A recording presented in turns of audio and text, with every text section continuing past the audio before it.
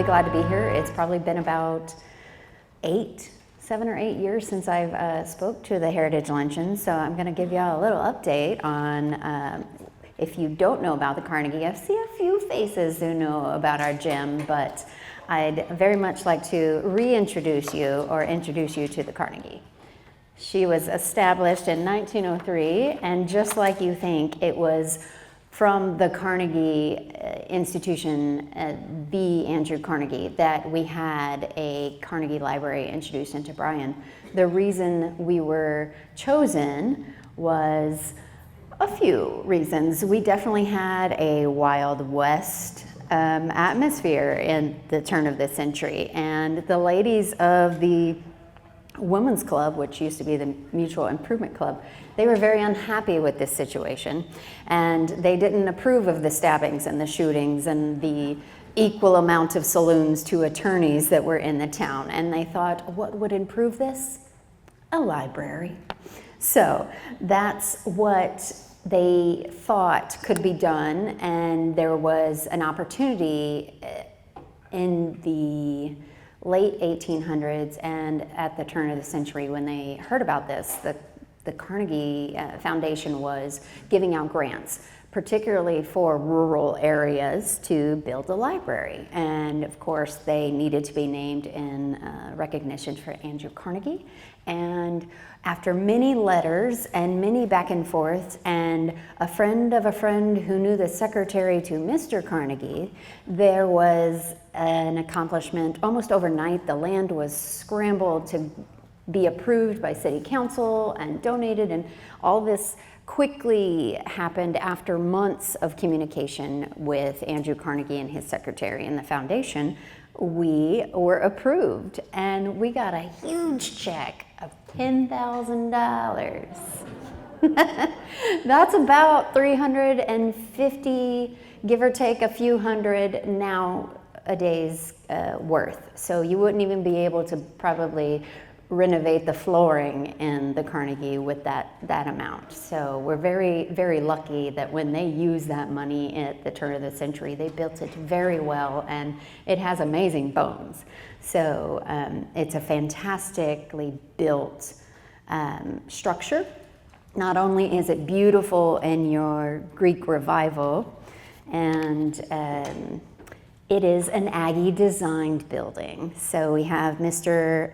Gisecki, who was class of 1886, and he actually was the head of the architect department at the time that the Carnegie was going to be built. And so they asked him to come on board and be that architect for this Carnegie. In our little bitty Bryan, at the time you might see maybe 5,000 to 6,000 on the census, but we were an epicenter, and that's why Bryan really truly wanted for a actual structure. You know, you had maybe wagons or maybe movable private libraries that were shared with the community, but you really didn't have a structure that everybody could go and enjoy the fruits of a library that really helped the community. And so the ladies of the Women's Club now still, this is one of their big accomplishments, and I absolutely agree with them, but it was a huge undertaking, and we were really grateful at that time. I wasn't around, but they were grateful to have this community gathering space. And that was one of the things with the Carnegie grant. It had to be a community gathering space. So if you've ever been in the Carnegie, you know that there's a first floor and a second floor. If you haven't, this will be my first and numerous times to encourage you and invite you to come into the Carnegie, even if you just like historic buildings. It's a beautiful gym. But it was the gathering space for a lot of people. If you're a local who's been here for a while, it may have even been your childhood library, depending on how young you are. And so the Carnegie was first floor, the library. And so your typical library, checking out books on how to abate your boll weevils and your crops, or find out the next adventure of Sherlock Holmes, or, you know, a cookbook that might lead you to the best pie crust you've ever had. And so you could go in to the Carnegie before 1969, and that would be your typical library. On the second floor, you would have a gathering space. Now, this wasn't just a children's library. This was a everybody library. This was adults, children, youth, you know, what have you. It was whatever the community could provide. And so the community within 66 years outgrew the Carnegie. The second floor, they originally had it for that gathering space that Carnegie wanted, and so people would gather there if they didn't have a church building. Ladies of the American Red Cross during World War I and World War II would meet there and knit their bit, and they would gather items that they could send off for care packages during those great wars and the Second World War.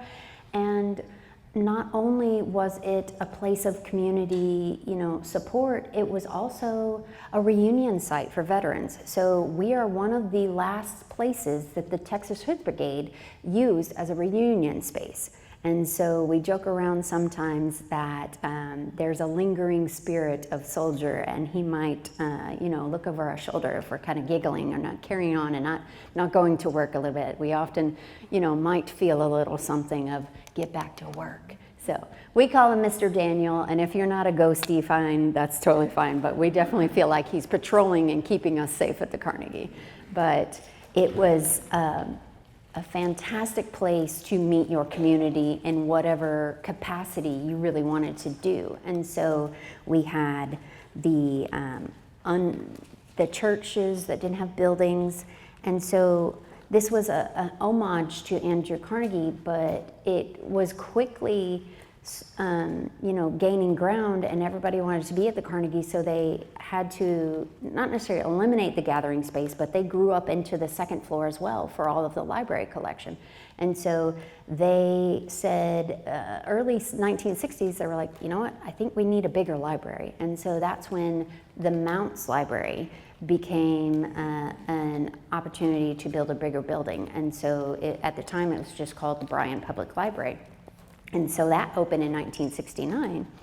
And so the Carnegie actually became a site for city offices for just a little while. So like you needed to handle vehicular items and things like that, and maybe permits for building. And so city offices for a little while, and the city has always owned it though.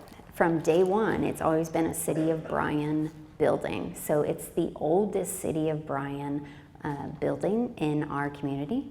And it's also the oldest still standing Carnegie in Texas, unfortunately. A lot were, you know, taken down for various reasons. So we actually get to have that honorary moniker of being the oldest still standing Carnegie.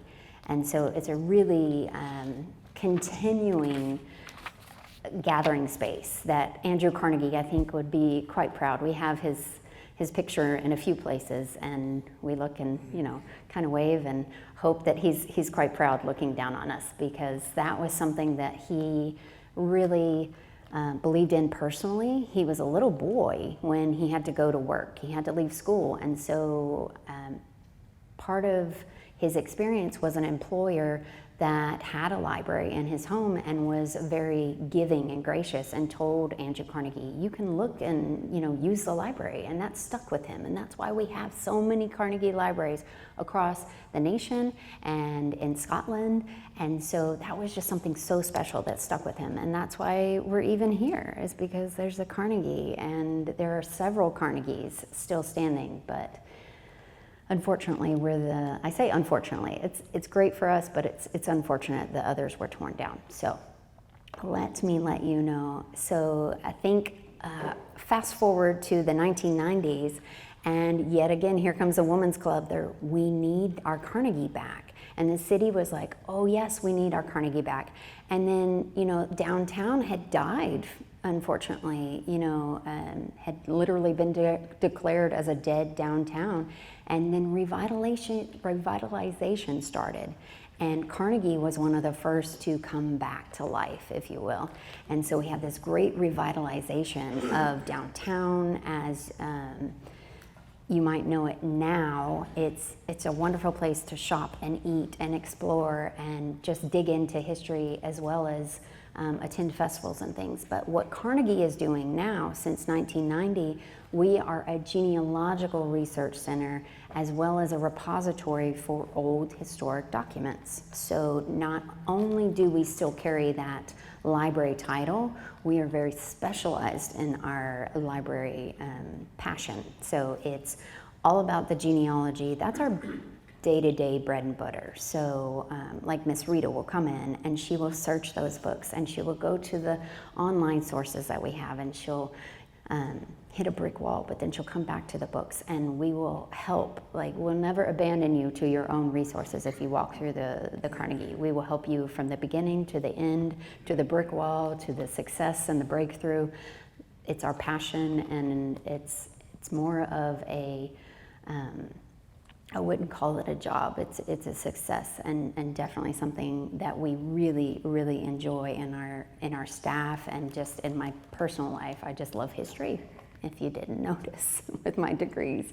But we actually have the Ancestry.com, we have newspapers.com, we get the newest release of the census right away. We're waiting with bated breath. We're like, how many years do we have to wait for 1960?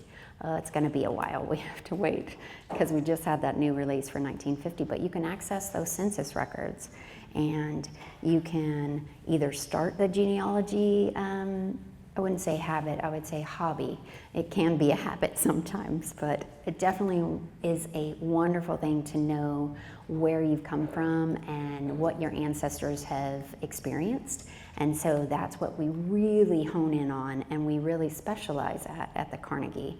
We have huge amounts of print resources, so books representing over 46 states, including Washington, D.C., and we go from Alabama to Wyoming. So if you come in and you think call numbers or Dewey Decimal is going to overwhelm you, don't worry about it. We literally try to make it as easy as possible. It's like, okay, which state are you researching today? South Carolina. Okay, do you know about a county? We're like, okay, we're going to do Spartanburg today. Well, let's go. And it is needled down to the county and then the subject. So if you're looking for land grants, we're going to have a land section in that Spartanburg, South Carolina county area.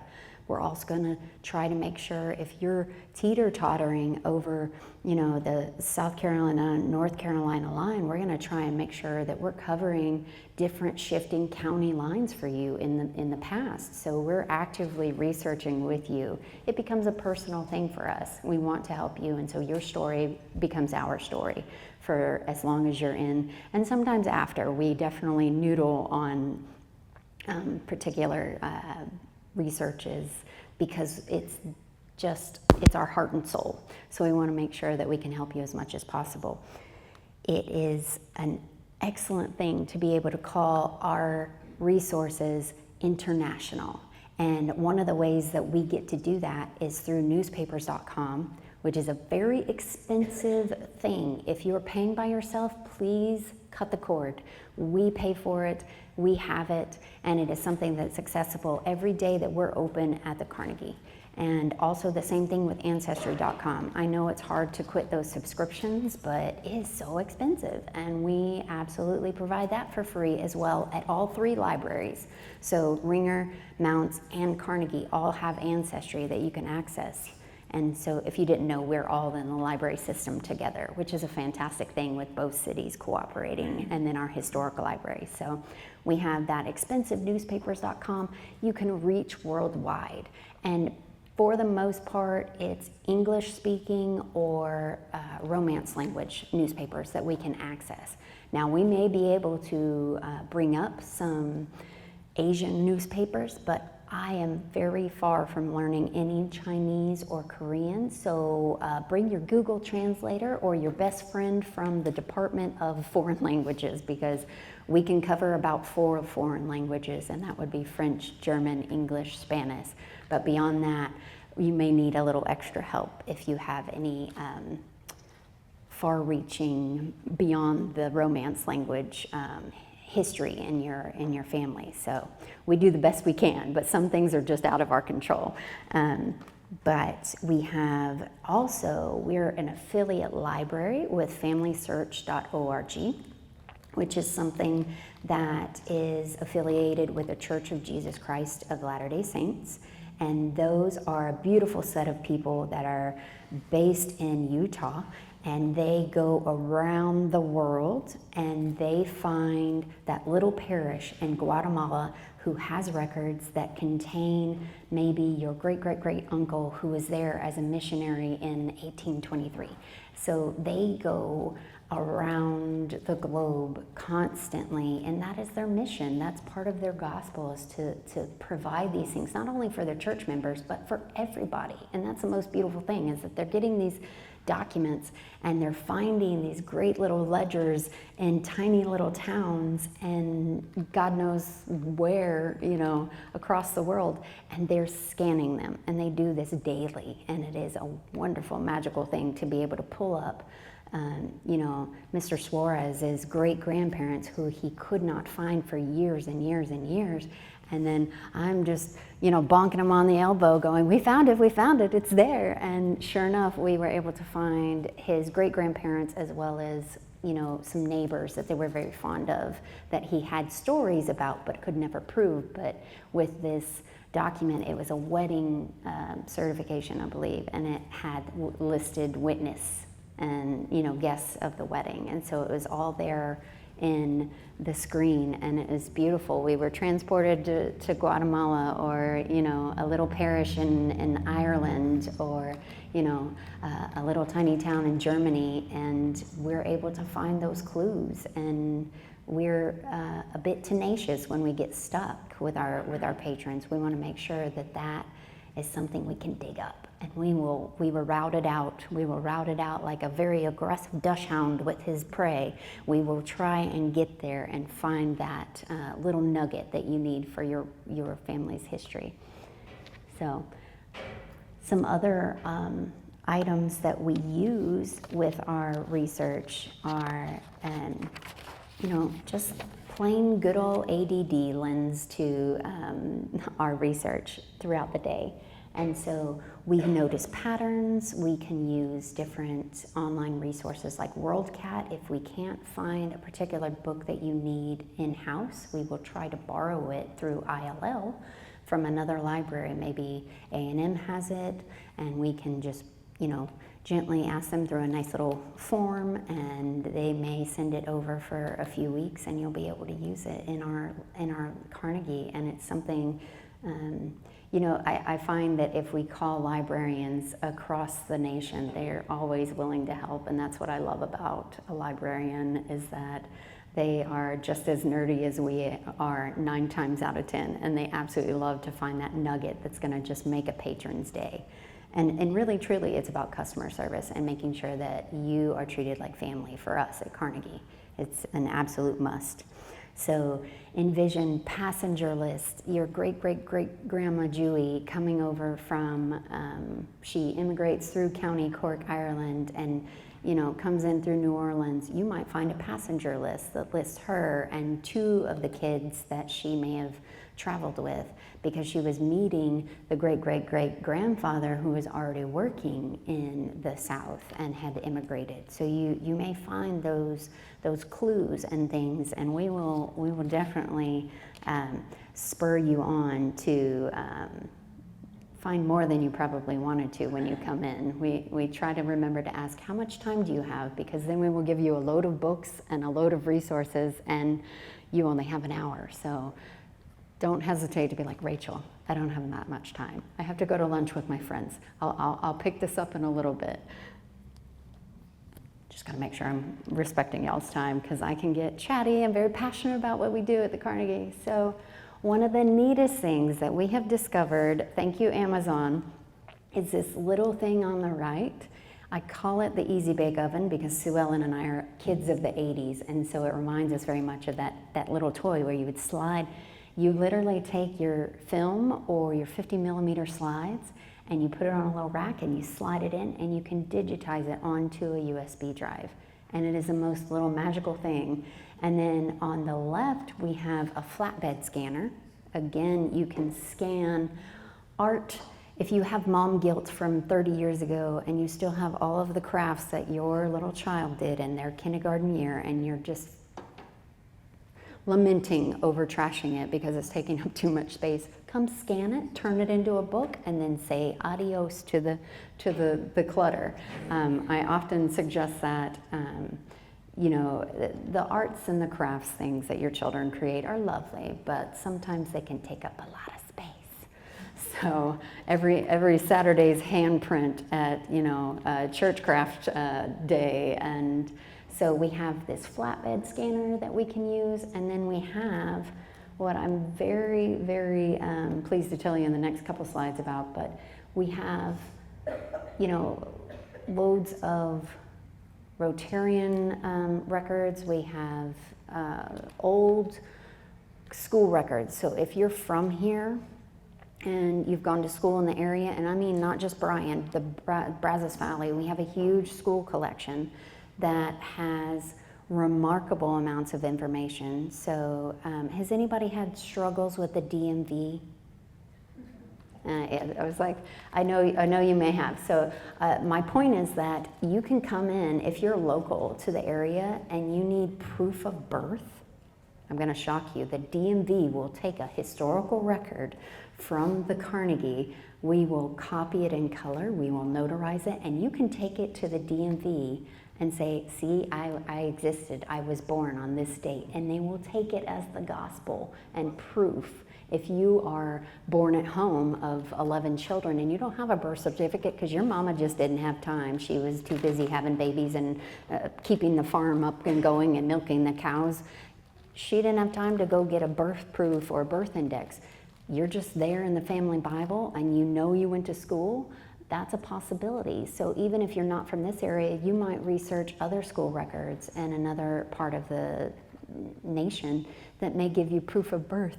And the Social Security office, those folks will take it as well. And the passport office. So we've had 3 really shocking but very good experiences with those 3 big offices that are federal reaching government offices. They will take that as proof of birth, and it is a magical thing. We have made the Mr. and Mrs. Green's 50th anniversary cruise trip happen because Mr. Green didn't have a birth certificate. He was definitely one of many children born at home, and Mrs. Green came in and did the footwork and got that school record, and literally he was able to get his passport back in time, and they went on a beautiful cruise and celebrated their 50th anniversary. And so it was remarkable. I believe this one's one of my favorite stories. Is a gentleman came in, he had fought in the Korean War and he had fought in the Vietnam War, and the DMV was giving him a bit of a rough time with his renewal for his driver's license because eventually, sadly, our eyes get older, as we all know. And so I have to wear driving glasses at night, but he came in hoping he could find this proof of birth somehow in the school records, and we found him on the school census from 1943. He was just a little first grader guy, but it listed his full name, his date of birth at the time they enrolled him into the first grade, and then it also listed his parents' name and what they did as an occupation, and then it also listed that he'd had his smallpox vaccine. So they were very interested in all of these great little nuggets that become gold when you're researching genealogy. But he took that to the DMV, color copied, notarized, and said, here, I am alive, I was born. Despite my military service records, you said I'm not alive, but yet here's this historical document. And so he was able to get his license renewed after a little bit of a trouble, but we were able to come in with the history save. We were able to come in with our historical documents, and he was able to get his driver's license. And that was very pleasing for us, and also a nice warm story to tell as well. We love those stories. So speaking of veterans and the collections, we have a very large collection of the Bryan Air Force Base. If you didn't know, Rellis campus was actually a World War II base. It trained Tuskegee Airmen. It was a operating facility for women pilots, training men. All of the great things that you think of, the greatest generation went through. It was women coming out of the home and going to work. It was breaching color lines and fighting for a greater good. And so we have that lovely historic plaque and chapel out West Campus that you can go out on a sunnier day than today, and you can go out and read and see, if you're into the stars and astronauts and things like that. They also have a wonderful display that we have our own Buzz Aldrin that was here in town training as a pilot. And so there are all kinds of things that really display the greatness that Bryan Air Force Base, that it was, a lot of people don't know that existed. And so we have that out there. We also have loads of records, and we also have, we call them unit books, but if you think yearbook for a semester of training or something, we have those. So if you're familiar with maybe your dad's service or your service, you know about those like unit books, and you can go in and see pictures and names and experiences that all of these gentlemen had and all these women had at Bryan Air Force Base, just 5 miles that way. It's a remarkable thing. And so much so, a lot of that integration and women working was thanks to President Truman. So we are big fans of making history in a positive way in Bryan. So one of the other things that we have that I mentioned before are those schoolhouse records. And so some of the neatest things that, and I say neat in a way that is, the segregation was not neat, but to have those records and to prove that it actually happened is very, very neat to me. But it wasn't not only in person was segregation happening, it was doing it on paper. So we literally have white cards and pink cards of school records. And so the African American and sometimes Hispanic kiddos were on pink paper and pink cards, and then all of the Anglo kiddos, and it just really depended on who was in the office that day too. If you were extra tan, then you might go and be in a segregated school. Or if you were able to have a lighter complexion and less melanin, you would go to a white school. So it was really dependent on who was working that day. But we can even tell in the paperwork that segregation was real and happening. And it is definitely a neat way to experience some pretty hard stuff that we had in the past. But we also have lighter things. Now, you may not be able to read this, but I'm going to give you a short version, and it is absolutely hilarious. This is a court case that we have in our Brazos County District Court records that dates back to it started in 1820, which people were barely here in the Brazos Valley in the 1820s, but the association, these guys knew each other back all the way to 1820, but this particular case is about two neighbors arguing over false teeth, cattle grazing, and fences. So a neighbor A was convinced that neighbor B could somehow provide him with false teeth. Neighbor B did not have a dental degree or any sort of credential to tell you that he was really going to make some great dentures for you. But neighbor A and neighbor B, they made a contract that neighbor B would give him false teeth in exchange for 100 gold pieces and access to grazing on his land.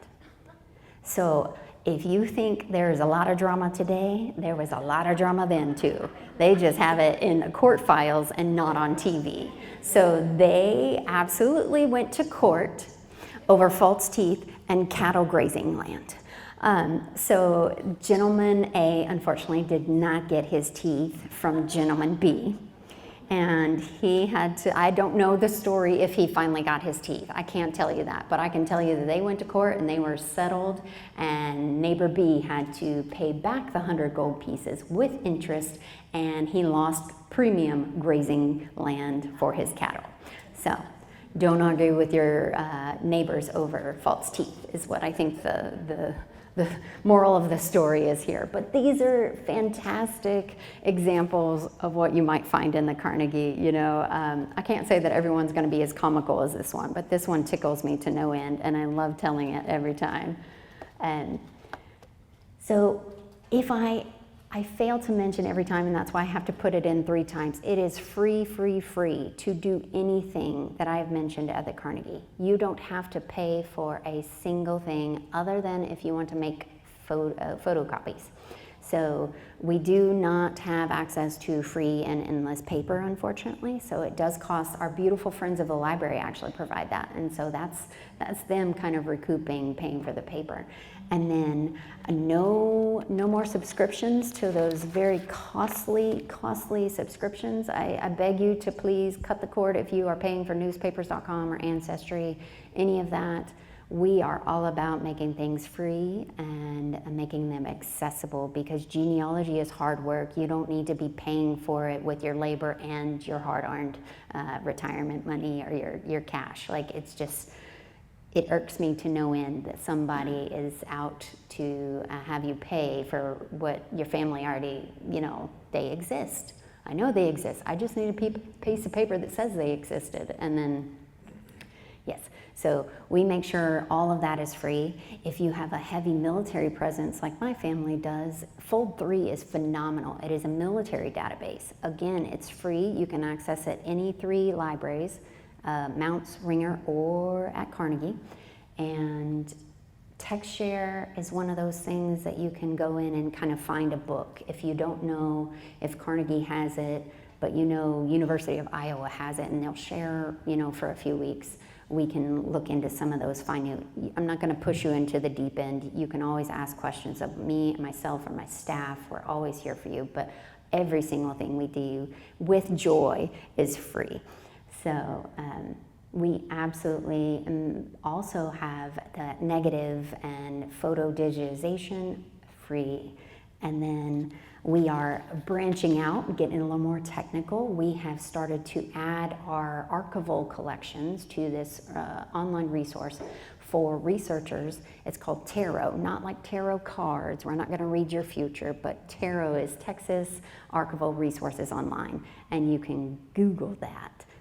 Just, I don't have it up here on my slide, but we also do monthly programs. So if you haven't already, 2 things: get your library card and sign up for the newsletter, the bcslibrary.org. Go on there and find the newsletter button and sign up for the newsletter.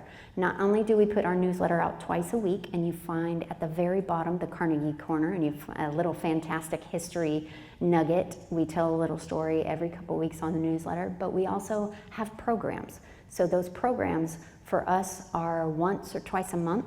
They're not nearly as much. We don't deal in children's history too much, but we definitely, on the 27th, I believe, is the last Tuesday of the month at 6 p.m. this month is Genealogy 101. So if you haven't been at it in a while, or you're new to it and you want to get the genealogy bug or hobby, you can sign up for that class on our website. So it's just, again, if you forget everything, just Google BCS Library and then sign up for the newsletter and then go in for those programs, because I absolutely love getting together with a small group. It's a much smaller group. We tend to have 8 to 12 at our programs. So get the sign up done. We've already filled up our new Invest thing that I'm very excited about this year. I'll skip that slide for a second. The DigiLab has come to the Carnegie, and I could not be more pleased. We've been working on this for almost a year. It's been a dream of mine for longer than a year. If you have obsolete media like VHS, 8mm, 50mm slides, all of those things, you'd hate to send them off for an exorbitant amount of money for them to be lost by a very tired UPS worker or a very overworked, United States postal worker. No shame on them, but sometimes they kick a box down the road and then your memories are gone. So you can bring them in after you've had an orientation. So we do those once and twice a month. You get your orientation for the DigiLab, and then you can come in and self-service. We'll teach you how. And you'll be able to digitize those memories, maybe of your parents' honeymoon on 8mm or a birthday party on 50mm slides. All of those things can be done for free and never leave your possession. You don't have to pay for it, and you don't have to trust an overworked worker to gently mail it down the road to a company that digitizes for large amounts of dollars. So we are super excited. It's a small little room, it's cozy, the chair is very comfortable, but get ready to spend some time, because if you have a 8mm reel that's about 2 minutes long, it'll take you about an hour to digitize it, because it's going frame by frame by frame. And so the machine is very new, and it's quite careful with digitizing, but it's super exciting to see at the end, it's on your USB drive, and then you can share it with your family, your nieces, your nephew, your grandkids, what have you. It's just a remarkable thing to have those VHS tapes digitized, or an old DVD of family members at Christmas, or maybe your father was a great photographer and he has all these reels of film and you haven't been able to get them to a point where you can share them with family. So that's something that you can definitely do at the Carnegie. You don't have to drive to Houston, you don't have to mail things off with UPS. It's just really quite excited about that. So. Yes, ma'am? Is there a way to see what's on there before you digitize it? As you're right. Yes, absolutely. Yes, so if you have a photo, right, and it's from 1918, and it's your great-grandfather from World War I, and you can see it, honestly, sometimes you can see it a lot better digitally than you can with the naked eye. Like, I often have to pull out my little microscopic viewer, but you can see it as it's being digitized. I'm talking about like a VHS tape. Mm-hmm. You'll watch it in real time. Okay. So not only I actually just put a box of tissue in there recently, because the lady was so surprised, and she was so pleased to see a memory that had been 35 to 40 years old on VHS. She hadn't seen it in a while, because it's a VHS. How often do you see a VCR player in Walmart these days? I don't think you do. And so she was definitely very touched. And so you watch a lot of this and hear a lot of this in real time. We have a volunteer that is actually certified now. She's gone to the orientation for the DigiLab. I'll go back to the slide since I'm talking about it. So she has a collection of letters on tape. So some from her husband in Vietnam, and some from her parents when she was living in Australia and her husband was stationed down there. So it's just a remarkable thing to hear it and to see it again after so many years. So you may want to bring your hanky, because we've had a few people just realize the memory, and it's touched them in a wonderful way. So. The other thing we have that I often forget is a walking tour. So you can call up and say, hey, you know what? It's Girls' Day. We'd like to do a tour, and then we're going to go to lunch. So you can just tell me, okay, we're going to be there at Wednesday, or we would like to be there at Wednesday at 10, and we're going to have 6 people, and we'd love to do a downtown walking tour. I am not an Olympic walker. I am not going to have you at a quick pace. It is a very gentle stroll, and it doesn't go more than an hour, but we do recommend that you bring your comfy shoes. If you're going to do this with, say, your Sunday school group on a Friday morning, and then go to lunch, or whatever group it is. You're like, hey, you know what? I've managed to wrangle all the cousins, and they are here in town, and we want to do something fun but gentle that everybody can agree on without arguing. Let's call Rachel and see if she has an opportunity to walk us around downtown. So If you love architecture, if you love history, or if you just like being outside and having something, different to do, we're available for that. And so this one is actually one of our haunted downtown tours that we do every October. So that one goes very quickly. Again, this is a free thing that we offer. We're just passionate about our town, and we absolutely love history. And so it's just one of those fun perks that I am desperate to remember every time I present. So the other thing I want to do is a shameless plug for volunteers. If you love history, or you can read cursive, apparently that's a qualification nowadays. We have a teenage volunteer right now that we call him the unicorn because he reads cursive and he's just barely graduating high school. So if you like history, or you like organizing things and you want to stimulate your brain one day a week, if you can only give me 2 hours a week, that's totally fine. If you're a hard taskmaster and you want to put in a full day's work, that's okay too. But we are always looking for volunteers that will be new learners. So, because we would teach you new skills. We often tell the younger volunteers that we can add archives technician to your resume, but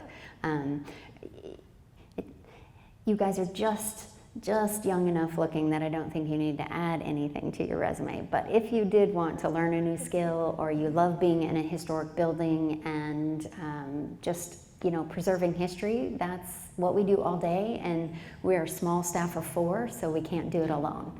So again, I will make sure I have my business cards out by the time I stop talking, so you'll be able to contact me and ask me any questions. But at this moment, I'll open it. Oh, I already said that. We have programs. So make sure you sign up for the newsletter. And the hours and operations, you can contact me at any time. If it's a weekend, I probably won't respond because I'm trying to be very good about enjoying my weekend and my dog. So I will get back with you on Monday morning. But if you have any questions about the things, I feel like I've gone really quickly through, but I will thank you for your time and answer any questions if you have any.